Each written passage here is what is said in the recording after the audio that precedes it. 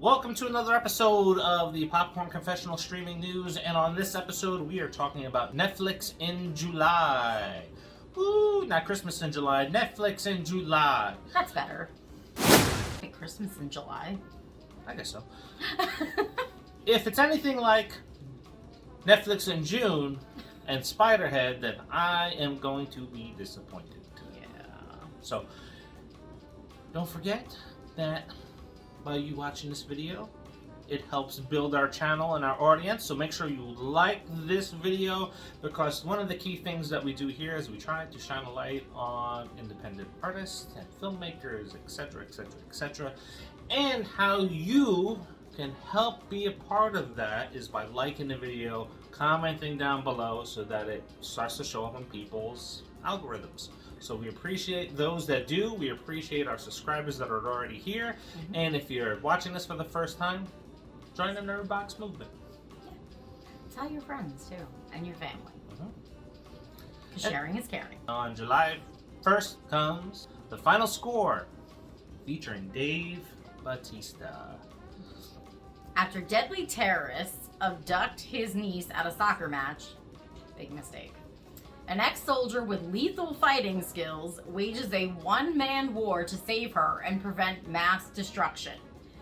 Final score is directed by Scott Mann, who also directed The Heist with Robert De Niro, Jeffrey Dean Morgan, and Dave Bautista. We have a grouping of 3 wrestlers that have crossed over very successfully in Dwayne "The Rock" Johnson, John Cena, which is coming on pretty strong. I think he really does comedy well. He is funny. Yeah, stay away from the Fast and Furious movies.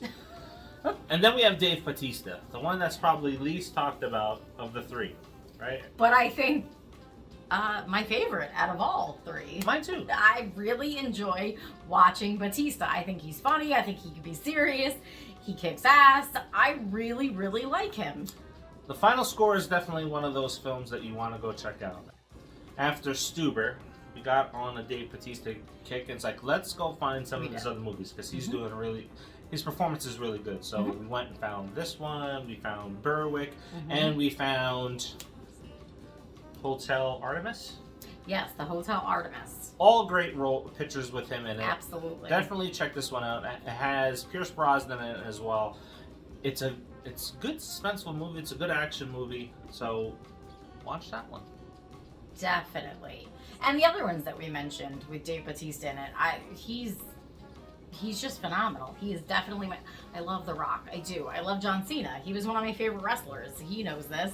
But Dave Bautista as an actor, he's really good. Then we have Stranger Things, Season 4, Volume 2. The conclusion to Stranger Things Season 4, Part 1. There's 2 episodes. The first is 51 minutes, and the second is 2 hours and 19 minutes. So it's like a mini series. It's like one of those Stephen King made-for-TV movies. I was not excited for the return of Stranger Things. I thought there was too long of a gap, and I was even thinking about selling off my Stranger Things collection that I have. What? We're not selling it, just so everyone knows. We'll talk about that maybe. No. Watched a couple episodes, and it's like, I'm in. I'm back in. Yep, it was good. It was great. It was great. I'm sad that we got through it so quick. And I'm super excited for July 1st, and we will definitely be staying up late Friday night to watch those episodes. July 3rd, we have Blair Witch 2016. Wow, it's been 6 years already. Originally advertised as The Woods, we get a direct sequel to the Blair Witch Project. Heather's brother James leads his group of friends in search of her after finding a video with what he believes is Heather. The reason why it was called The Woods is because they tried to strike lightning in the bottle again. If you were not alive for the time that the Blair Witch Project came out, then we're old. Well, and you're just a child. No, our son was not alive for that, our oldest. And the reason None of our kids were alive for that. Exactly. The reason why I say that is because The Blair Witch Project is very unique in how that came about. Before there was anything ever called a viral campaign or all this other nonsense that's out there, the Blair Witch Project was presented as a real-life found footage film. Yes, and we believed it the first time. So did many people. Now with this film here, the director's coming back. They're picking up from the original film, and they tried to do the same duping. It's like, oh, the woods, and then they had this major thing. You remember, it was like the woods, and then they revealed it's like, oh, it's the Blair Witch. This only makes the list is because if the name intrigues you and the lore around the Blair Witches, check it out, but you're not going to get the same thing, right? So go in knowing that it's not going to be as good or nearly close to the original. No. And that's why nobody really ever talks about it. July 6th, we have Hello, Goodbye, and Everything in Between, which is a Netflix original. After making a pact to break up before college, Claire and Aiden retrace the steps of their relationship on one last epic date, revisiting familiar and unexpected places as they question stay together or say goodbye forever. If you're looking for something a little lighthearted, this is definitely one to check out. Probably there'll be some tearjerker moments, but towards the end or towards the middle. You know, I'm sure. Because it's probably going to end the way you want it to. Even if it does end the way you want it to, you're still going to cry either way. Yes. So. It has a formula and it will follow. Yeah, just like the kissing booth. Am I right, ladies? There's been 3 of them. You cry for every one. Let's talk about July 8th's release.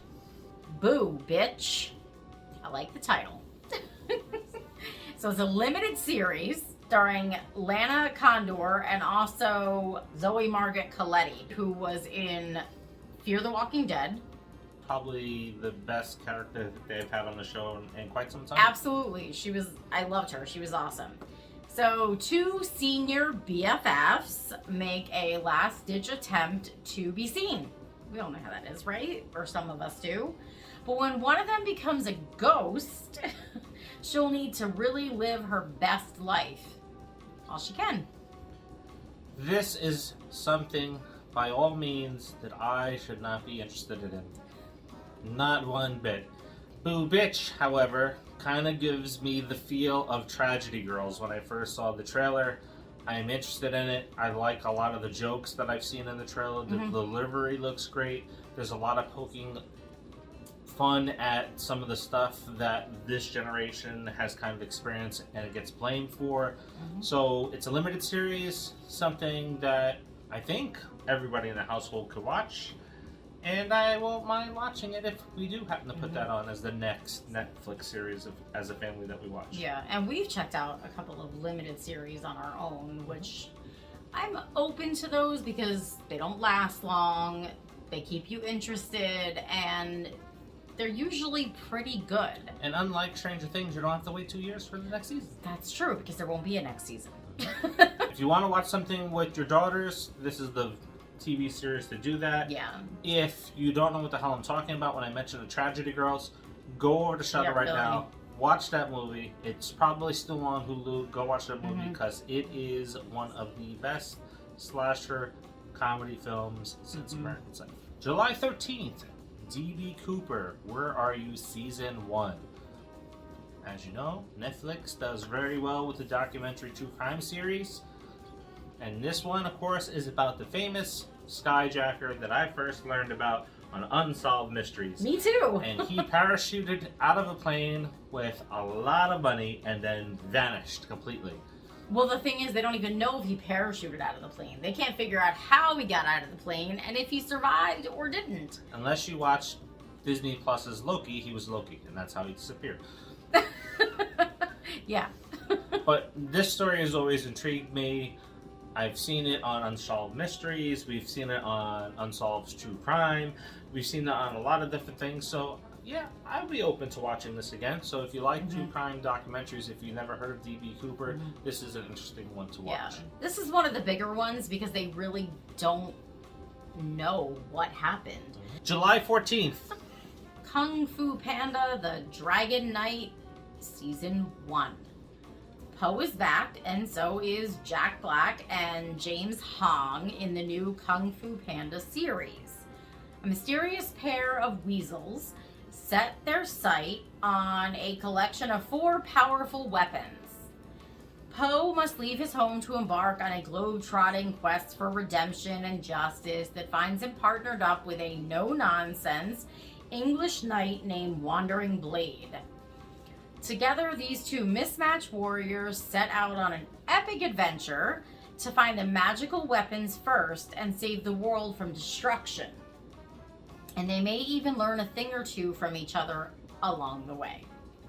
Now, if you have little ones at home, this is definitely good for them to watch, or to watch with them. I personally think that Kung Fu Panda, the first one on Blu-ray, is just absolutely gorgeous. I can imagine what it looks like on 4K, because the effects and the animation in it is just stunning. Yeah. The sound is stunning. Yeah. So seeing Jack Black come back with James Wong, my interest is a little peaked. I'm probably not going to get around to watching it. We've kind of, as the kids have kind of grown up, Kung Fu Panda's kind of been one of those movies that's kind of gone away with their age. While as adults we can appreciate the animated films, they're at that stage where they only like certain ones. So we probably won't be checking this out. So if you have little kids, this is definitely something that you want to watch with them. And even catch up on the other movies. Also on the 14th is Resident Evil Season 1.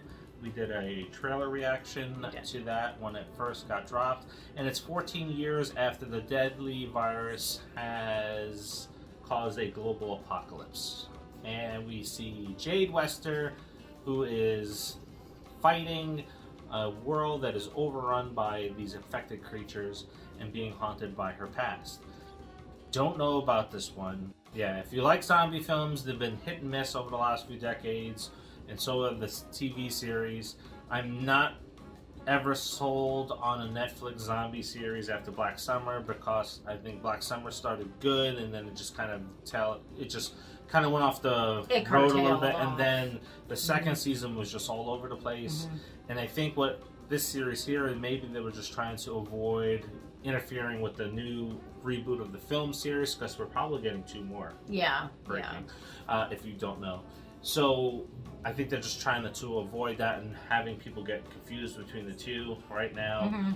I will try and watch it, but my God, you're following up All of Us Are Dead, and that is a tall task. July 15th, we have Uncharted, an unlikely blockbuster that dropped earlier this year that stars Tom Holland in his first major role after Spider-Man. He plays video game character Nathan Drake. I've never played the games and I still know who that is. So, who joins seasoned treasure hunter Victor Sully Sullivan, played by Mark Wahlberg, to recover a fortune amassed by Ferdinand Magellan and lost 500 years ago by the House of Moncada. We're not going to dive into the review. There'll be a link somewhere floating around where you can click on that and check that out, or just hang around to the end of the video if you're watching on your TV, and you can click on the review for that. This was good. I wanted to go see it because of Tom Holland.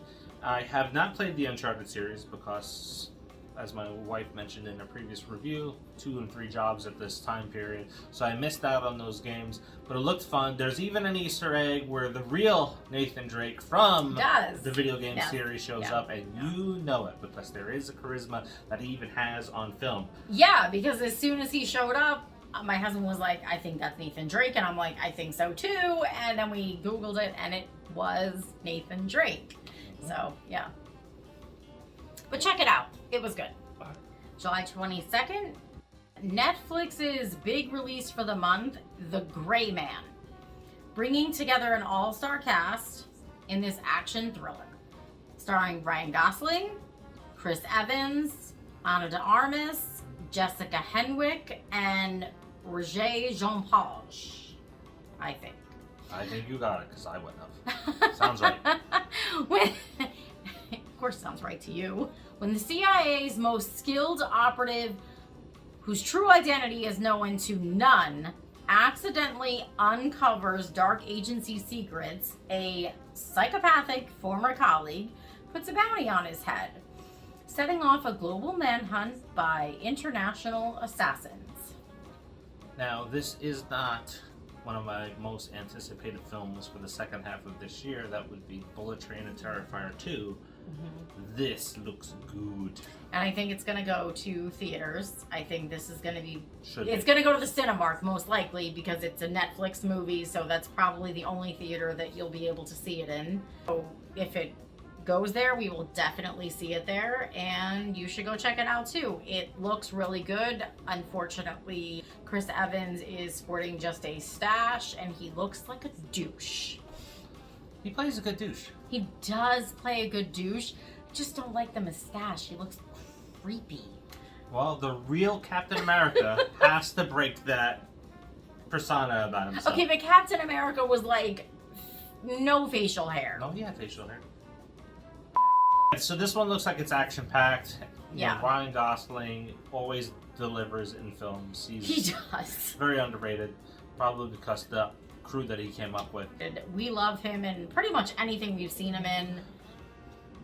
You have eye candy for both men and women in this one. July 29th, we have Uncoupled, Season 1, starring NPH, Neil Patrick Harris, who plays Michael, who thought his life was perfect until he's blindsided when his husband walks out on him after 17 years. Michael has to confront two nightmares: losing his soulmate and suddenly finding himself a single gay man in his mid-40s. Looks good. It does. I want to check funny. this out. It looks funny. You had me at NPH. I love Neil Patrick Harris. So a lot of cool stuff that's coming out this month that we've covered, and there's a bunch more.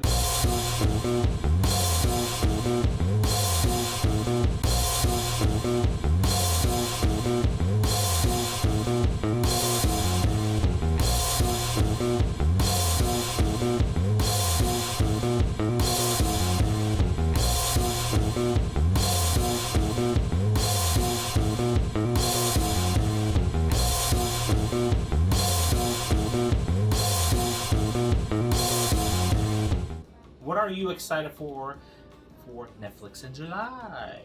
Anything catch your eye there? Anything that you're going to watch that we talked about? Drop it in the comments. Did you see any of the stuff that came out in June? What did you think of Spiderhead? Oh, the cast was so good, and then they just, I don't know. Yeah. Anyway, don't forget to Like, subscribe, and share. yes, remember, every like and every share helps us expand our audience, and we thank you for it. Until the next, see you.